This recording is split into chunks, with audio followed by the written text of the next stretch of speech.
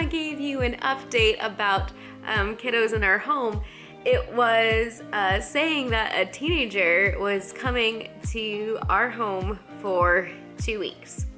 And that was about 2 months ago. And now we actually have 2 17-year-olds in our home. So let me back up and tell you what has been going on. Hey guys, my name is Lisa and my husband Peter and I are foster parents, and I make weekly videos about foster care, so make sure to subscribe if you are not already. So as you know, we are really passionate about sibling groups and being able to keep sibling groups together. So many times, if a sibling group of 3, 4, 5, 6 even, they have to split them up because a lot of times a home can't take, doesn't have the space to be able to take all of those children. And so after our sibling group of 3 was reunified in March, we took a break for a little bit, did respite, and our goal at the end of September was to start taking sibling groups again. Get another sibling group and, walk through the reunification process and just keep doing the cycle. That was our plan. You see, we make our plans and then God directs our steps. So we were going to open up our license again after we got back from a trip. But because of all the respite that we had been doing, we really started to form some connections with other people in the community. There had been someone that we got connected with, another family through respite, that had called us about the 17-year-old. And we said, well, we're going on this trip. And then after that trip, want to open up for sibling groups. But DCS was like, well, can you just take her for 2 weeks? And I said yes. Then when we ended up having to go on that vacation, I ended up having to find respite for her, which was just so crazy. I called so many of my friends, but a lot of people had plans already that weekend. But then DCS ended up actually finding respite. So then it was with someone that I didn't know, and I've never done that before. We've been respite, and we've had people that they didn't know us, but they brought us. But it's so different when you're on the other end. And I'm like, well, here you go. And it was just a different environment, for her. And I just couldn't stop thinking about her, and I was worried about her, and I didn't sleep well the first night or two of our trip. Right before the trip, Peter and I thought probably we'll keep her, for however long she needs. And I hadn't told her that yet because I just wanted to, have some time away to think about it and then come back and just let her know kind of the plan. But, she's in this limbo, and so she's freaking out. And so we ended up having a great phone call while we were gone, and she expressed that, she was concerned with what was next when we got back from our trip. Because we had said, we would keep her for, another week or so until they could find a better placement for her. But she didn't know, beyond that, what was next. And, she's in a different environment, and I can't imagine. That was the 4th different house she had been in, just a couple of weeks. And it's okay, she needs more stability. And, as much as this is not what I was planning and thinking what was next, this is what is in front of me right now, right? And, I really couldn't get her out of my mind on that trip. And so had a great conversation, and I said, hey, we were going to talk about this after we got back from the trip, but if you want, you're welcome to stay with us for as long as you need. Would you like that? And she starts crying, and I start crying, and we're like, yes. And so that was, kind of solidified it, all right, she's with us. And then, we were still kind of open to sibling groups, but then we're like, well, now we can really take a sibling group of 2, maybe 3, if it's, the right, age and gender to be in a room with her. But, I kept getting calls, and I did get a call for one that I did have to say no to just because it was not a great fit. And that was the hard thing. I've been having to say no a whole bunch because it just changed it. So I got a call for an 11-year-old boy. So I'd have to be in a different room than her. So that's already our 2 bedrooms that are for the kids. And then it was a 1 and 8-month-old. And I was like, that sounds awesome, but I just, with the teenager and then all the way down to having to do nap times, and I'm like, oh yeah, I don't know. Like I think we are past right now, like the diaper stage and the nap time stage. And also I really want kiddos in school age now and school, so I have like a break during the day. The reason I haven't been filming as much, or what I've been like, I've just caught a moment, is because, well, hang on, I'm getting ahead of myself. So let me come back to that. So yeah, I had to say no to that. And that was super, super hard. Also, Peter was going out of town for a business trip for a couple of days. And I was like, yeah, I don't think I can manage all that new by myself. And the 17-year-old, I know she loves like little kids and she would have loved to help, but at the same time, like, she needs to be a kid too. Like, I don't want to put that responsibility on her.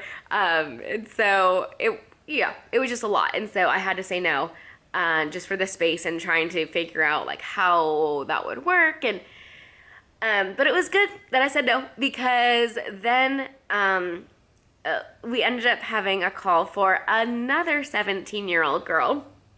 And this was a girl that we actually got to have this past summer for a couple of weeks. So we already had a previous relationship with her. We had done respite for her.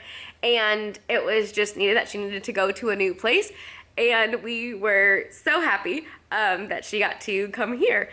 Actually, I had done respite for a couple of days for the second 17-year-old.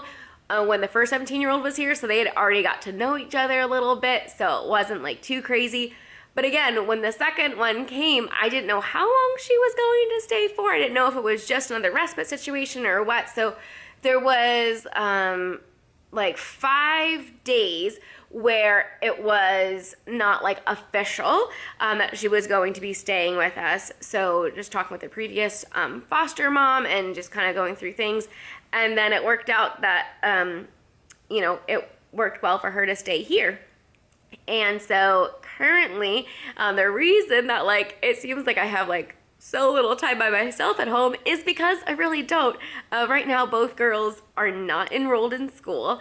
That obviously is something that is super important. And I was able to find out though about a school that works primarily with foster youth to be able to help them get their high school diploma faster. A lot of times, because of family situations that are out of the kids' control, that these teens are very behind on their school credit. And, you know, they're 17, and so they're about to, you know, be 18, and you want to be done with school at that point. And so one of the girls' GALs was able to tell us, the guardian ad litem was able to tell us about this school. So definitely in your area, look for resources. DCS didn't even know about this when I had asked them about options, but thankfully this GAL did. And so it's like an online kind of hybrid school. So I'll have 2 days a week where I'll take them in, and then 3 days a week they'll do online schooling, and they'll have a tutor that walks alongside of them, helps them get caught up. And because it is so one-on-one focused, the biggest class size that they'll have is like 1-on-4. Because of that, they're really able to just accelerate. That starts here in a couple of weeks. So in the meantime, just been doing like, hey, let's do 30 minutes of reading, typing, and math a day.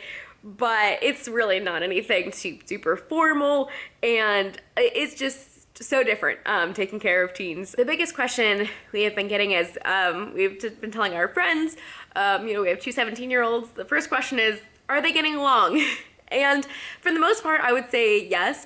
It really helps that they are in separate bedrooms. I really don't think they would get along if they had to share a room. The other night, both of them liked the same YouTuber, and so they enjoyed watching those videos together. So I do see, you know, a friendship maybe forming, but it's too early to tell, and it is, you know, it's different because they're coming from different backgrounds. They're both pretty to themselves, and so for the first 2 days, like, there was like no talking in the house. It was bizarro.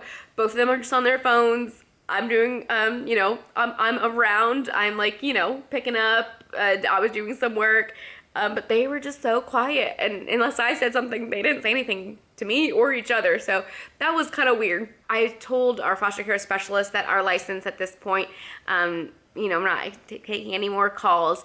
Maybe we can do respite if it, you know, they can go in like the loft or on the couch for a couple of nights.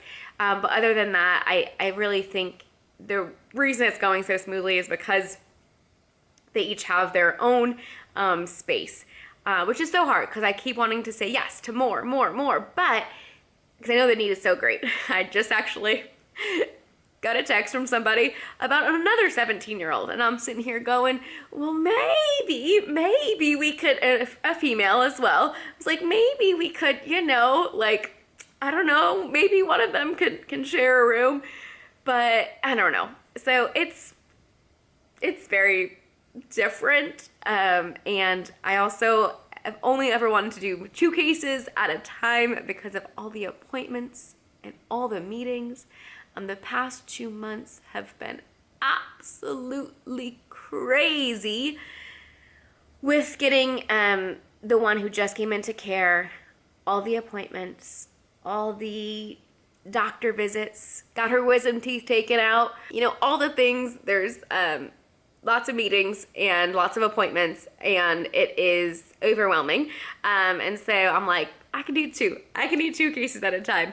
So I don't know. But now I just got this text from that other girl, and I'm like, well, maybe that one I'll have to talk with Peter about. I always want to say yes, but I also have to realize my limitations, and also what's good for the household.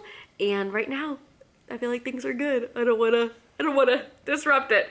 Oh goodness. The biggest struggle has definitely been the phone, and not with the one, because she had already been with us for 3 weeks and she already, you know, had known what our rules were, and we did adjust them a little bit, you know, since she had been here, but she went with the flow. But the other one, who just had come into care for the first time she had any sort of guidance on her phone, any sort of restrictions, you know, that's her lifeline. And I get it that sometimes it's super difficult to adjust to new environments, and so it has been a struggle. But we, at the last child and family team meeting, I felt like came to a great compromise, and that is, so in our, if you watched our devices video, I made a whole video about what we are doing in our home for devices. One of those rules was turning the phone in at 8:30. Not because bedtime was at 8:30, but that way we could have some connecting time in the house, screen-free, and then, you know, they can get ready for bed and all of that. But because what was happening when we had the phone turn in at 10 o'clock, nothing would happen until 10, and then they would get ready and you know, brush their teeth and take a shower and do all these things, and so they weren't getting to bed until super late. So that's why we had adjusted it. The team and her parent did not like that the phone was being turned in at 8:30. They felt like that was too early for a teen. And I was like, well, when can we have screen-free time in the house? Because the entire day they're on their phone, the entire day. So when can we have screen-free time? And then the visit supervisor suggested that what they did with their family, and also another person from the team chimed in that, you know, dinner time and like for 2 hours, you know, dinner time and like for 2 hours. So from 6 to 8 now, we're doing screen-free time. Even Peter and me will put our phones in a basket, and we will have time to connect. Maybe we'll go do something, go for a walk. You know, we could do games, have a movie time, something where it's just I guess a TV is not screen free, but it is in a way, because they're not looking at 2 screens. Whenever they're watching TV, there's always another screen in there too. That way we're all, you know, together and doing something together. And then from 8 to 10, they can still have their phones. And then 10 o'clock, phones get turned in and charging downstairs, and they go upstairs for sleep. and we made another adjustment too, because the one really wanted a lifeline to her parent in the middle of the night if she had night terrors. And so we had a flip phone. We had a flip phone that we have now given her to use only at night, to call only if she has a nightmare. And again, that was like super, I was like, wait a second, like, is that okay, DCS? Like, I'm not there to supervise because I'm asleep, and they're okay with it. There's a lot more leniency, I guess, with 17-year-olds because they're like, well, they're 17, they're about to be 18 and make all their own choices. And so it's different parenting, right? So we've definitely had to compromise, but I think this was just made like 2 days ago at the recent Child and Family Team meeting. So we're still like getting used to it, but I think this will be really good to really have that connecting time, screen free. Even Peter and me, that's gonna be our discipline too. Like, hey, we're turning the phones off, and then just really be intentional with the time that we have. It's a lot of just really preparing them for adulthood. All of raising kids is preparing them to be adults. But when you're starting at where you don't have much of a relationship with the teens and like stepping into and helping them dream and what they want to do, Peter, he got this like chart. The girls like said like, this is what I want for my life, this is what I don't want for my life. And he drew a line and he said, look, like, you might make choices and you might be above and you might be like great, but then you might make a bad choice and you might have an unhealthy relationship, or you lost a job, but that doesn't mean you have to stay here, and you can get back up here by making one of these choices over here. So it was so good to have them kind of just like dream and plan. We are walking through how to help them get a job, and we are learning more about how to help them get a government ID or a driver's permit. I do need to do some more research on the driver's permit because it's one of those things where I want to help them be successful and I want to help them, achieve that of driving, but I have to figure out how we can do it to where they're not on our insurance. So if they get into a crash, it doesn't affect our insurance. And I don't know that there's a way to do that. So I am learning so much. It's overwhelming, honestly. I'm not supposed to get emotional right now. It's overwhelming because they have had so much of their life.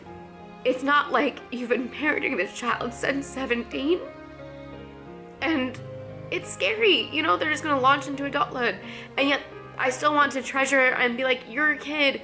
Yes, we can go on the carousel. And it was so sweet. One of the girls, she was like, this was my first time on a carousel. And you're like, oh my goodness, like all these childhood memories, you're like, wow, I want to bless you, with that. And so it's this every day. I didn't think I was going to get this emotional. It's been a little hard because I want to connect with them so badly and I want to help them, but you can't do that unless they are willing to. And so I'm not the person that they want to run to when they have an issue. They have their phones, and so they contact their friends, their boyfriends, their family members. They contact them and they don't come to us. And so it's different parenting teens. And I mean, I think any parent of a teenager sees that. I remember when I was a teenager, I didn't go to my parents to talk about things. I definitely went to my friend group, and so I know that's the age where this happens. And so anyways, wow, I really was not expecting to cry in this video, but that'll be a topic for another video about making sure to take care of your health. And I recently found out some things that explain why I'm so emotional, so I'll share that in another video. But yeah, I am excited that this is where we are. This is not at all what we had planned for what was next, but this is what it is. And yeah, I'm not sure exactly how long each girl will stay with us, but it is possible that they will be here until they're 18 and aging out of the system. And I can make another video about that as I'm learning about that and what it looks like to age out of the foster care system. And actually, you know, it actually is a good thing in a lot of ways, because DCS will walk alongside of them for 5 years and to help them really launch into adulthood. So it's not like they're just leaving, you know, and never having like any sort of support once they hit 18. There really is a good process for them. But it's scary, and I think I just put myself in their shoes, and I think that's why I get emotional, because yeah, it's scary. But these girls are so strong, so resilient, so positive for everything that's happened in both of their lives. So yeah, they're not from the same family. They turn 18 at different times. But yeah, they'll be with us for a little bit. And that is, yeah, why I haven't been able to film very much, because they've always been here. But currently, both are gone. And so I have a moment to film. So thank you so much for watching. Let me know if there are any other topics that you want me to discuss, and I will make a video of that in the future. And yeah, have a great rest of your week. See you in the next video. Bye.